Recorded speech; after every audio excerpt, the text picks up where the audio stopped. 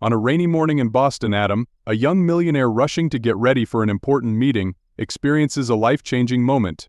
On his way to a prestigious architectural event he is attending, Adam sees an elderly woman kneeling in the rain with her young child.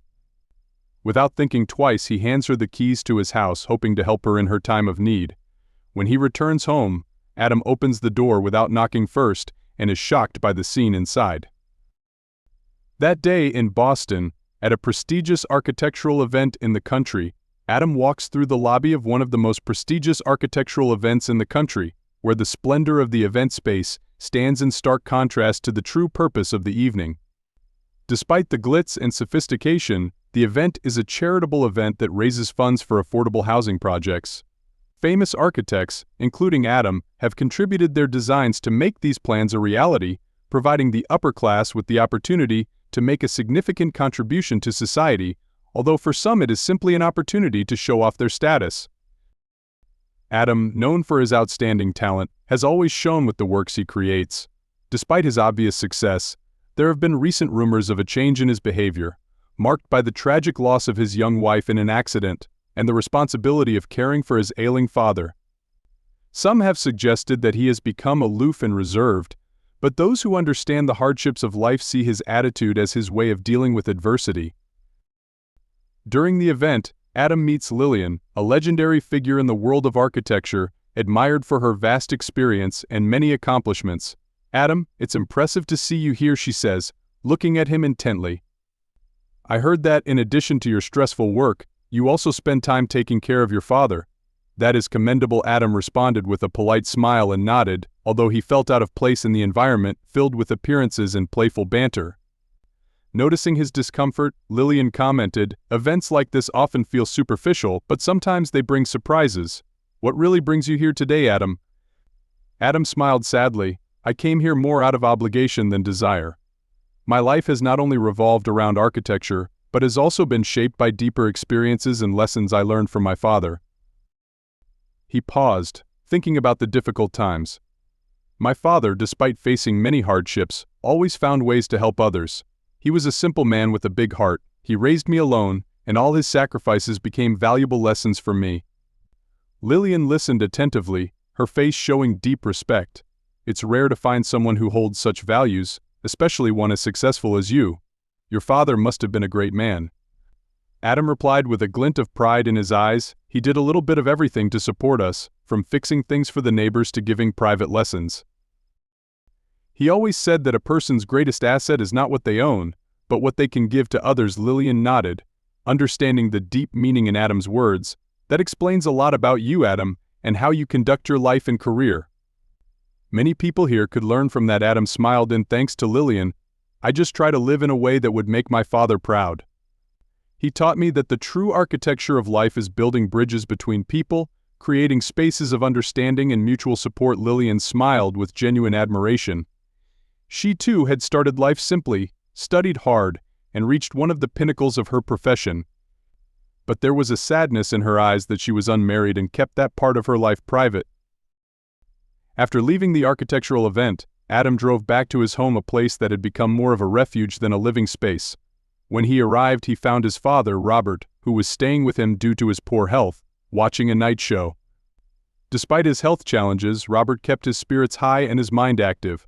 "How was the event, son?" he asked with concern. "It went well.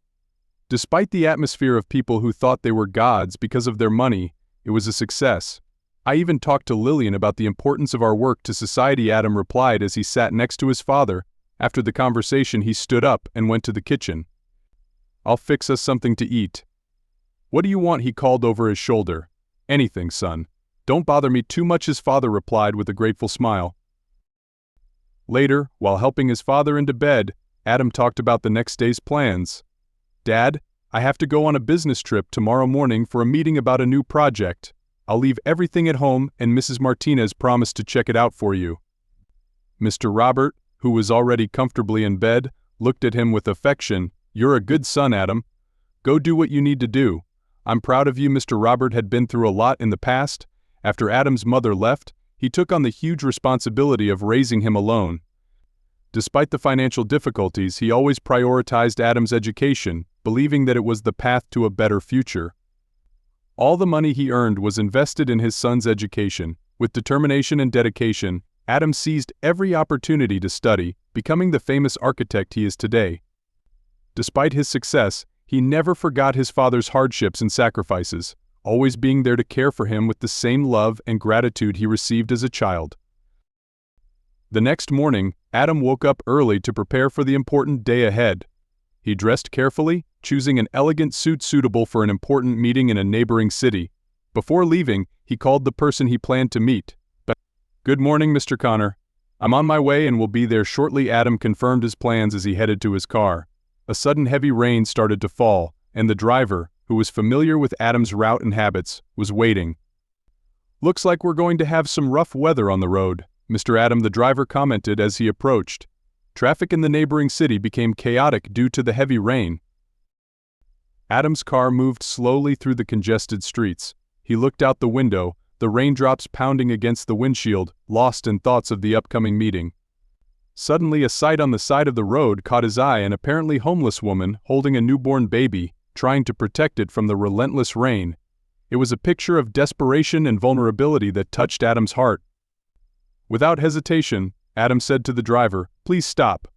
I need to help that woman." The driver, knowing Adam's compassion for those in need, warned, "But Mr. Adam, you'll get wet and ruin your suit, and we still have a meeting to attend."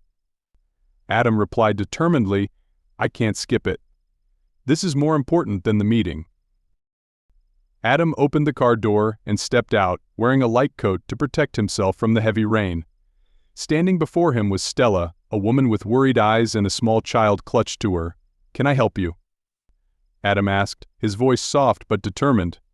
"You and the baby can't stay out in this rain. Do you have somewhere to go?" Stella was surprised by Adam's appearance, quickly picking up the baby to shield her from the rain. "No, we have nowhere to go," she replied curtly, without explaining her predicament. Adam felt the urgency and without hesitation ran back to the car, into the pouring rain. He asked the driver to open the glove compartment, from which he pulled out a bundle of keys. Turning back to the front, Adam quickly introduced himself and asked her name. "My name is Stella," she replied, holding the baby closer to protect her from the rain. Adam handed her the bundle of keys and said, "This is the key to my father's house. The house is nearby. My father is staying with me temporarily, so the house is empty. You can stay there with the baby. I need to go now because I'm late for a meeting, but my driver will take you there," Adam said quickly before getting back into the car, which was drenched by the rain. He informed the driver, "I will walk to the meeting. Please take Stella and the baby to my father's house, which is just a few streets away, and stop at the market to buy what they need, like food, clothes, diapers, anything." The driver, familiar with Adam's kind actions, nodded in agreement. "Of course, Mr. Adam. I will take care of everything." After saying goodbye, the driver returned to where Stella was sheltering from the rain with the baby. He approached her in a friendly manner. "Please rest assured, I will take you to a safe place. Mr. Adam wants to help you and the baby." Stella, however, looked at him with fear and suspicion in her eyes. "I don't know you. I've seen what can happen on TV. I can't trust that easily," she said, holding the baby tighter to her chest. The driver understood her hesitation and tried to reassure her. "I understand your fear, but I assure you that Mr. Adam is a good person. He just wants to help." To prove his sincerity, the driver opened his wallet and showed her a few photos of his family. "Look, I'm a father too. I've worked with Mr. Adam for many years. He really cares about others." Stella looked at the photos and saw the sincerity in the driver's eyes. Although she was still cautious, she felt that this might be a real opportunity to find safe shelter. Finally, she agreed to carefully get into the car, protecting the baby from the rain, while the driver drove them to Adam's father's house. First, they stopped at the market to buy food and diapers for the baby. Late in the afternoon, after a long and productive meeting, Adam walked out of the building to find the driver waiting for him. When he got in the car, Adam asked, "Did Stella and the baby get to my father's house safely?" The driver replied, "Yes, Mr. Adam. But I left the car at the beginning of the road because I thought it might be more difficult to drive in the heavy rain." Adam was a little surprised by the driver's decision but gently reminded him, "You should leave them at the front door, especially when it's raining and there's a small child." The driver paused to think, then nodded, "Okay, today is a busy day for all of us. I'll stop by tomorrow to check on them, and make sure they have everything they need. Adam continued his journey home, but his mind was still troubled. He was worried about Stella and the baby, but he believed that he had done the right thing by helping them. When he got home, the door opened as Mrs. Rose, who had been looking after his father during his absence, was waiting with some surprising news. "Mr. Adam, your father, Mr. Robert, took the house keys and came over as soon as you left. He said he wanted to stay there for a few days because he was bored and wanted a change of scenery," she announced hesitantly. Adam was surprised by the news and worried about his father's health. He knew he shouldn't go there alone, but Mrs. Rose continued he said he felt well enough to stay alone for a few days. Immediately, the thought of the possibility of complications made Adam not hesitate to ask the driver to take him to his father's house urgently. The car rolled through the streets, and Adam's fear grew. When he arrived, Adam saw the door of the house open and an ambulance parked outside. His heart beat faster as he saw his father being taken out on a bed. He ran into the house panicked, trying to understand what had happened. Approaching the paramedics, he introduced himself. "I'm Mr. Robert's son." "What happened?" The doctor looked at him calmly and explained, "Your father had a stroke. Luckily his wife was there and called an ambulance, which saved his life." Adam felt a whirlwind of emotions: relief that his father was still alive, gratitude that Stella was there, and a deep fear of what might have happened.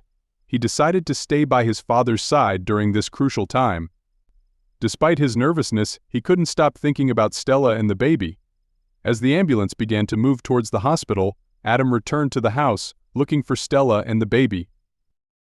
He found them in the living room, Stella holding the baby with a worried look in her eyes. Adam approached, trying to control the tension after the incident with his father but still showing concern. "Stella, I don't know how to thank you for everything you did." The doctor, noticing the tension, intervened gently. "He thought you were his wife." Adam smiled slightly to diffuse the situation. "There's nothing to thank, Mr. Adam. I just did what anyone would do in that situation," Stella replied in a soft voice. Adam noticed the items they bought at the market, finding them to be basic but meaningful. He noticed Stella only buying the essentials and gently commented, "I see you only buy the essentials, you can buy more. You know, you don't have to limit yourself." Obsessed with whether she had everything she needed, Adam showed genuine concern. Stella looked at him with a mixture of gratitude and hesitation. "I don't want to take advantage of your kindness, you've done so much for us." In the moment of silence, Adam felt a deep connection with Stella. "Stella, I really want to know more about you and your daughter. How did you get into this situation? If you're willing to share, I'd love to listen," Adam said with a sincere desire to help. Stella seemed to be considering whether to open up or not. She looked down at her daughter, then back at Adam and began to tell her story. "I never knew my mother. I grew up with a father who was like a stranger. He drank too much and barely acknowledged my presence." Adam listened attentively, feeling the power in her words. "I wanted to study, but my father never let me. I would read books after he fell asleep, dreaming of a better future." Stella paused, recalling those moments. "Time passed and life only got worse. My father became more and more drunk and I tried to help but failed. He was a harsh man, often scaring me until one day I met another man." She continued, "He seemed perfect kind. We were together for a while until I got pregnant. I was scared but thought I would finally have a family." Stella's voice was filled with obvious pain. "But he abandoned me as soon as he found out I was pregnant. He disappeared and I never heard from him again. I tried to hide the pregnancy for a while, but when my father found out, he was furious and wouldn't let me explain. I was kicked out of the house with nothing." Adam asked, "How did you survive?" His voice was filled with worry. Stella replied, "I begged for money, lived on the streets, and when my daughter was born, it was the homeless who helped me. I was always afraid, distorted by everything and everyone around me, but I had to be strong for my daughter."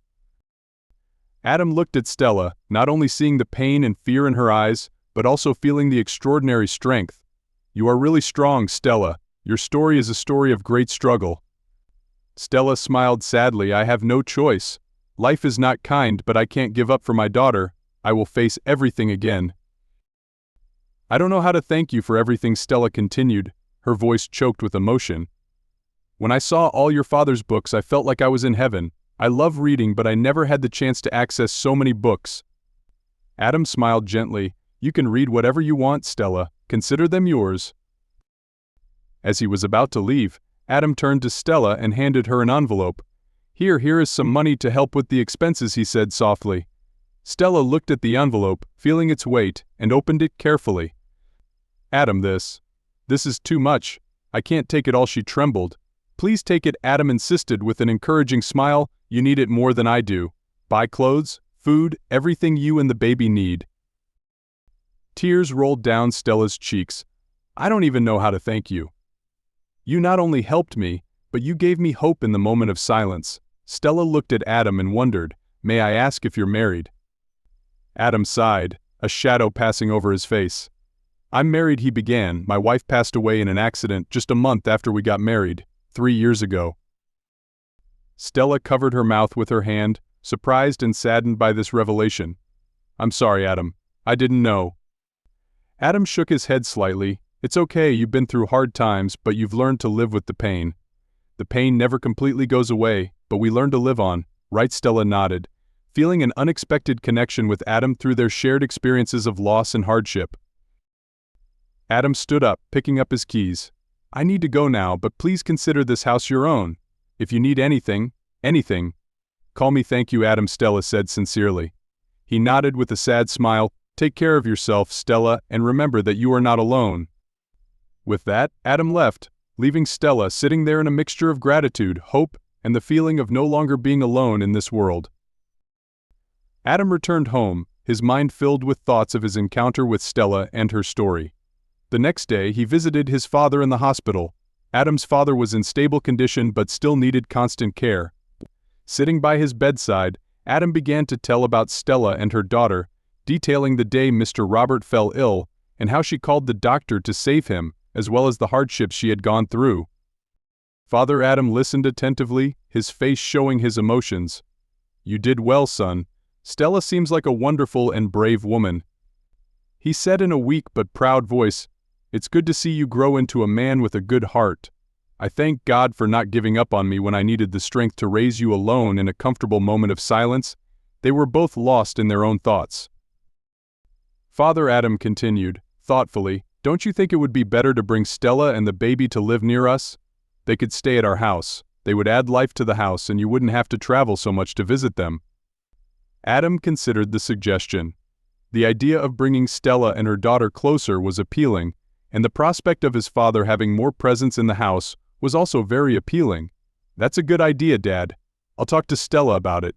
I think their presence would bring joy to our home." Adam's father smiled excitedly at the possibility. It would be great to have a child in the house where it would always be quiet while Dad was working.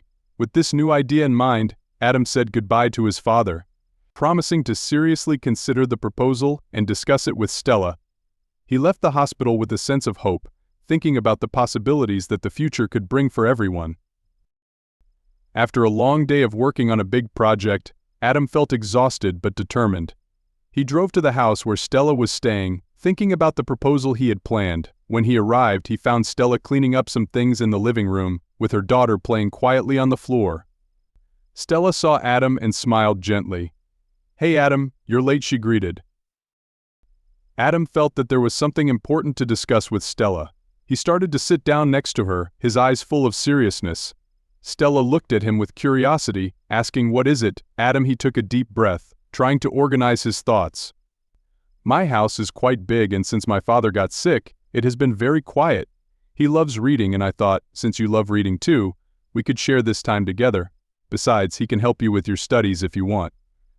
Stella was surprised by this proposal. "You mean my daughter and I will live in your house?" Adam affirmed. "It would be great if you and the baby were there. I think your presence would be good for my father. He wouldn't feel lonely and you would have a safe place to stay, as well as access to all the books you want." Stella was silent for a moment, obviously thinking about this proposal. "That's great, Adam. I don't know how to thank you. This will be a great help to me and my daughter, and I'm looking forward to studying more." Adam smiled, feeling relieved and happy with her response. "Then it's decided. Let's do this. I believe it will be good for all of us." With a grateful smile, Stella accepted the offer and quickly began packing her and her daughter's things. Once they finished packing, they returned to Adam's house. Stella's heart was filled with hope for the opportunity to study and create a new life for herself. When they entered the house, Stella couldn't hide her surprise. "Wow, Adam, your house is amazing. You really are a talented architect," she exclaimed, looking around with admiration. Adam smiled gratefully. "Thank you, Stella. I hope you and your daughter will feel comfortable here over the next few days." Stella and Adam's father, Robert, became increasingly close. He had a huge collection of books, and with great passion he began to introduce Stella to the books he found most interesting. Robert picked up an old book and said, "This is one of my favorites when I was young. I think you will like it." Stella took the book, flipping through the yellowed brown pages. "It looks fascinating. Thank you for sharing." Realizing the special bond that was forming between them and Stella's devotion, Adam decided that he no longer needed Robert's caretaker. Stella firmly took over the care of him when Adam was not at home. She cared for him with respect and affection, and Robert greatly appreciated her and her daughter's presence. Stella often emphasized that she enjoyed her new life. "I really enjoy taking care of your father, Adam. He's been so good to me and my daughter. It's the least I can do." Adam nodded in thanks. "You've become a part of our family, Stella. My father and I are so grateful to have you and your daughter here." As Stella gradually settled into Adam's home, he not only provided her with a home but also ensured her financial independence. One day, while they were talking in the kitchen, Adam started talking. "Stella, I've been thinking about paying you a salary. You've been so great at taking care of my father and managing the house. I think it's important for you to have your own source of income." Stella looked at him in surprise. "Adam, there's no need. You've provided me with a home and everything my daughter and I need. I know you want this, but I don't think I deserve it." Adam insisted, "I want you to be able to buy what you need for yourself and your daughter without asking permission. This is how you can be independent." Stella looked at Adam, her eyes shining with gratitude and sadness. "You have no idea how much your words mean to me. My life has been dictated to me for so many years. There's always someone telling me what I can or can't do, where I can go, how I can live. I can't make my own decisions. The freedom you're offering is something I've almost given up on." Adam listened intently, his expression a mixture of understanding and encouragement. He leaned towards Stella, catching her eye. "I see your strength, Stella. I believe in you more than you believe in yourself. You are capable of more than you think you are. It's time for you to start exploring that. Independence isn't just about shopping. It's about taking control of your life. Independence starts with small steps, and every decision you make is a brick in your new path." Stella sighed, absorbing Adam's words. "I've always been afraid. I was afraid of making mistakes, afraid of making choices because I was raised to believe that I wasn't capable. Every decision I didn't make was a way to keep me tied down and dependent. But you're right. Maybe this is how I'm starting to feel truly free."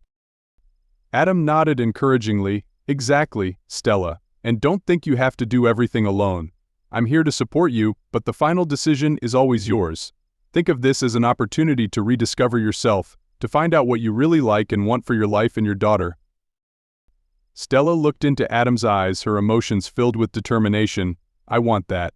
I really want my daughter to see me as a role model of strength and independence, not dependence. I want her to grow up knowing that she can make her own decisions without fear." Adam smiled with satisfaction as he saw Stella's determination growing. "Okay. Let's get started. Let's plan out some initial goals together. Small things like opening your own bank account or simply choosing an item you've always wanted to buy for yourself and your daughter. Make each choice a step towards complete independence." From that moment on, Stella began receiving a regular salary from Adam. For the first time in years, she felt financially independent. She could buy clothes for her daughter, choose new books to read, and even save money for the future without feeling dependent or having to ask anyone for permission. Over time, the relationship between Adam and Stella became more intimate and affectionate. Adam enjoyed spending time with Stella's daughter, Hannah, and they often went for walks together. During those moments, Adam shared his passion for architecture with Stella, and she was genuinely interested, absorbing every word he said. Stella also spent time reading the books Adam recommended, deepening the bond between them. The affection they shared began to develop into a deeper affection. Stella felt herself falling in love with Adam. She realized that in addition to providing material and emotional support, Adam was also someone who understood and appreciated her as a strong and independent individual. Adam always felt his heart filled with emotions that he had never shared with anyone. Although he harbored feelings for Stella, his hesitation and worry about her reaction kept those thoughts to himself.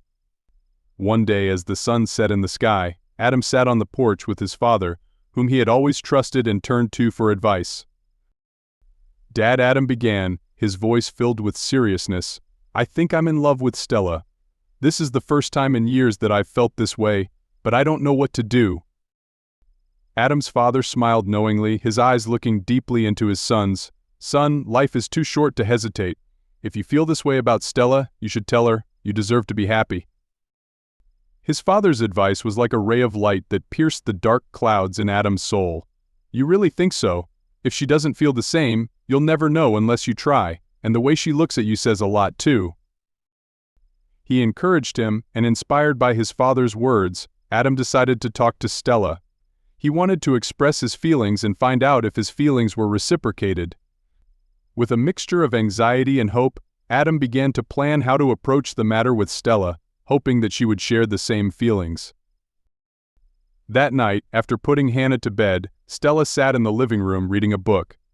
When Adam approached, he sat down next to her, his heart pounding in his chest. The comfortable silence was broken by his soft but hesitant voice. "Stella, can I talk to you about something important?" Adam began to look into her eyes. Stella put down her book and turned to him with an attentive expression. "Of course, Adam. What's wrong?" Adam took a deep breath, gathering his courage. "I've been feeling something more for you lately, more than friendship. You've brought a new light into our lives in this house. I care about you and Hannah more than I ever thought possible. Stella, I want to be more than just a friend, but someone who really cares. I want to be a part of Hannah's life, to care for her like my own daughter." Stella's heart raced, surprised and touched by Adam's words. "Adam, I feel something for you too. You've been wonderful to us," she replied, her voice trembling. Adam took her hand, feeling the warmth and sincerity. "Stella, I want to be with you, not just as a friend, but as someone who really cares. I want to be a part of Hannah's life, to care for her like my own daughter." Stella felt tears rolling down her cheeks, her heart filled with emotion. "It means a lot to me. Hannah and I have considered you as part of the family since before." From that night on, the relationship between Adam and Stella began to flourish. They attended social and work events together, but the reactions from everyone were very different. Some people were jealous, and there were even vicious rumors about Stella, calling her a cowardly aunt who was saved by Adam. The contemptuous looks and whispers behind her back did not affect Adam. He always stood by Stella, who was more and more confident and secure with him. At a formal event at an art gallery, an elegant cocktail party, Mrs. Lillian, a famous figure in Adam's social circle, came to greet the couple with a polite smile. "Adam, Stella, it's nice to see you both here. I heard about your relationship and wanted to congratulate you," she said, maintaining a friendly demeanor. Stella thanked her a little nervously under Lillian's scrutiny. There was something about the way she looked at her that made Stella feel uncomfortable, but she kept her composure. Lillian continued, her eyes still fixed on Stella. "It's always a pleasure to see new faces at our events. Stella, you're a very special beauty." "Thank you, Lillian," Stella replied politely. "Oh, before I forget, I'd like to invite you both to a dinner at my house next week. It would be a pleasure to have you," Lillian said, looking at both Adam and Stella. Adam hesitated a moment, feeling a moral obligation to accept the invitation, though he wasn't exactly thrilled with the idea. He exchanged a quick glance with Stella, seeking her unspoken approval before answering. "We'd love to come," Mrs. Lillian, Adam said, flashing a polite smile. Lillian seemed pleased with the answer. "Excellent. I look forward to hosting you. It'll be a lovely evening. See you soon," she said before leaving Adam and Stella alone. As soon as she was gone, Adam looked at Stella with concern. "Sorry, I think we should accept the invitation. I hope that's okay with you," he commented, a little worried. Stella nodded, supporting his decision. "It's okay, Adam. I think it'll be a fun experience," she replied, trying to sound optimistic. Together, they continued to enjoy the event, but their minds were still preoccupied with the dinner at Lillian's house, a mixture of curiosity and caution. The day of the dinner at Lillian's house arrived. and Adam and Stella prepared carefully for this special occasion. When they arrived, they were impressed by the beauty and grandeur of the house. Apparently, Lillian was a famous architect, and every detail of the decoration was planned and executed perfectly. The interior harmoniously blended modern and classical art, creating a wonderful aesthetic space. When they entered, Lillian greeted them warmly and invited them to sit down. "Stella," she said as she looked around the interior, "what a beautiful house. Although it is very grand, I feel that it lacks a little warmth and friendliness. What do you think of that?" "Thank you, Stella. I have paid attention to every detail," Stella replied, trying to hide her feelings about the cold atmosphere in the house. Lillian smiled with pride. "I put a lot of effort into every detail," she said, her eyes following Stella intently, as if trying to read her mind. She began to talk about her personal life, sharing details of her difficult past. Lillian talked about how life had been unfair to her in her younger years, leaving Adam and Stella confused about the purpose of the conversation. Adam, sensing that there was something deeper behind Lillian's words, decided to ask for more details. "Lillian, I'm sorry, but you're a little confused. Why did you invite us here tonight?" Lillian sighed deeply, as if gathering her courage, stood up and took out an old photo album. She opened the album and showed them a photo of herself from many years ago, in which she was pregnant. Adam and Stella looked at the photo but still didn't understand the context. "Where's the baby?" Adam asked, trying to put the pieces together. Lillian, her eyes filled with tears, looked straight at Stella. "That baby is me, Stella." Adam and Stella were both stunned by this unexpected revelation.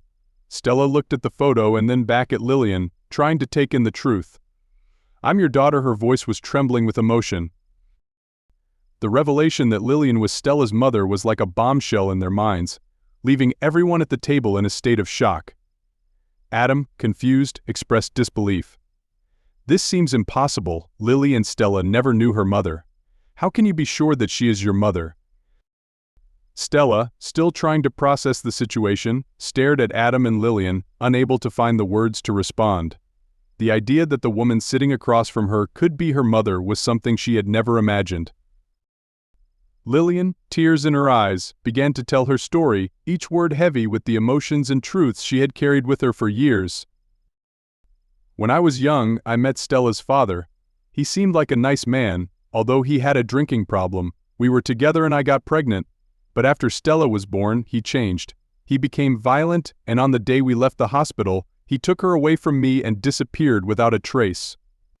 Everyone at the dinner table listened in silence as Lillian continued her story. "I tried everything to find my daughter. I hired investigators, spent a fortune, but Stella seemed to have disappeared without a trace. No clue could lead me to my daughter." Stella, listening to every word, felt a mixture of emotions: anger at the absence of her mother in her life, against the understanding of the pain and despair Lillian had experienced. "So the man who raised me, who took me from my mother, took Stella from you?" Stella asked, her voice shaking with the weight of the truth. Lillian nodded, tears falling freely. "Yes, Stella. He took the greatest treasure of my life, and I have spent all these years searching for you." The tension in the conversation left Stella stunned by this revelation. She looked straight at Lillian and asked, "How do you know for sure that I am your child? Why now?" Lillian replied with a look of relief mixed with pain. "When I first saw you at the event with Adam, something stirred inside me, a feeling I couldn't ignore. You had a mark on your hand, exactly like mine. It was the last physical mark I had of you." Lillian continued, her voice choked with emotion. "After that day, I asked an investigator I had worked with for years to find out everything about you. The pieces began to come together. He eventually found your father, drunk on the street. A ghost of the man I once knew. The investigator approached him with more drinks, and it was then that he confessed everything, telling the truth about stealing you from me. He admitted that you had never been to school, he had not worked formally to keep his identity a secret, he had not even filed your papers. He was completely insane, living in the dark, trying to erase any trace that could lead to you." Stella listened in silence, absorbing every word and detail, as if a veil was being lifted from her life, revealing hidden truths she had never imagined. "He lived in hiding, afraid of being found out. And he kept me in the dark with him," Stella said. understanding the significance of what Lillian had just said. Stella's husband Adam looked between Stella and Lillian, expressing his surprise. "What an incredible story, it's hard to believe all this happened." With her voice choked with emotion, Stella said, "I never imagined that something like this could happen in my life. It's a lot to digest." Lillian, with tears in her eyes, agreed, "I know, honey, this is a shock to all of us." She continued, "Despite all he did, I arranged for your father to be placed in a care facility. There he was diagnosed with schizophrenia and will spend the rest of his life there." Adam, trying to understand the situation, asked, "You did that even after all he did to you?" Lillian sighed deeply, replying, "Yes, despite all he did, he is still a sick human being and deserves sympathy. I spent many years angry with him, but today seeing my daughter here in front of me, the happiness I feel is so great. I can't think of anything bad from now on." Stella looked at Lillian with a feeling of gratitude mixed with confusion in her heart. "Thank you, Mom. I'm still trying to understand everything, but I appreciate you taking care of him, despite all he did to me. He's still my father." After these revelations and emotional encounters, Stella's life changed completely. She began to visit Lillian's house regularly, and the two tried to build the relationship they had lost for a long time. During one of her frequent visits to Lillian's house, Stella felt the joy of a new beginning. In a moment of intimate conversation, Lillian expressed her wishes for Stella's future. "You've always been interested in learning more, haven't you, Stella?"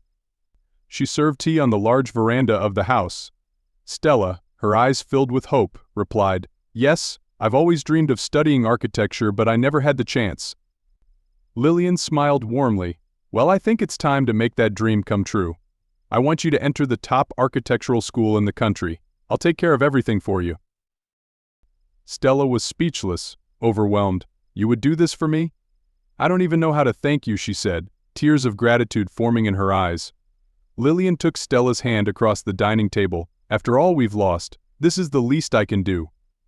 She continued, "I'm building a room for Hannah here in the house. I'll be here for every moment of her growth, which I've truly missed with her." Stella, now openly crying, felt a sense of happiness and relief. "It means so much to me.